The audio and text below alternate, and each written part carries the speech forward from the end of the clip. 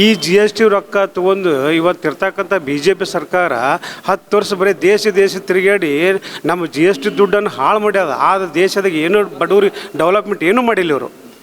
ಈ ದೇಶದಾಗ ಬಡವರಿಗೆ ಯಾವುದೇ ರೀತಿಯಿಂದ ನಿರುದ್ಯೋಗ ಸಮಸ್ಯೆ ಬಗೆಹರಿದಿಲ್ಲ, ಯಾವುದೇ ರೈತರಿಗೆ ನೀರಾವರಿ ಮಾಡಿಲ್ಲ, ಏನೂ ಮಾಡಿಲ್ಲ ಇವರು. ಬರೀ ಹಿಂದೂ ಮುಸ್ಲಿಂ ಅಂತಕ್ಕಂಥ ಜಗಳ ಹಚ್ಚಿ ಈ ದೇಶದಾಗ ಅಲ್ಲೋಲ್ ಕಲ್ಲೋಲ್ ಮಾಡಿಬಿಟ್ರು. ಅದಕ್ಕೆ ಜನರಿಗೆ ಈ ಸಲ ಏನಾಗದ ಬೇಸತ್ತಾರೆ ಅವರು. 10 ವರ್ಷ ಅವಕಾಶ ಕೊಟ್ಟಾರೆ BJPಗೆ, ಏನೋ ಒಂದು ದೇಶ ಒಂದು ಬಡವರು ಉದ್ಧಾರ ಆಗ್ತಾರೆ ಅಂತ ತಿಳ್ಕೊಟ್ರು. ಆದ್ರೆ ಇವ್ರು 10 ವರ್ಷನಾಗ ಇರ್ತಕ್ಕಂಥ GST ಅಮೌಂಟ್ ಇವತ್ತು ಎಷ್ಟು ಕಲೆಕ್ಷನ್ ಆಗ್ತದೆ. ಈ ಅಮೌಂಟನ್ನು ಯಾವುದೇ ರೀತಿಯಿಂದ ಬಡವರಿಗೆ ಏನೂ ಒಂದು ಉದ್ಯೋಗ ಸಿಕ್ಕಿಲ್ಲ, ಒಂದು ನೌಕರಿ ಸಿಕ್ಕಿಲ್ಲ, ಏನೂ ಸಿಕ್ಕಿಲ್ಲ. ಇರ್ತಕ್ಕಂಥ ಗೌರ್ಮೆಂಟ್ ಜಾಬ್ಗಳೆಲ್ಲ ಪ್ರೈವೇಟ್ ಮಾಡಿಬಿಟ್ಟಾರ.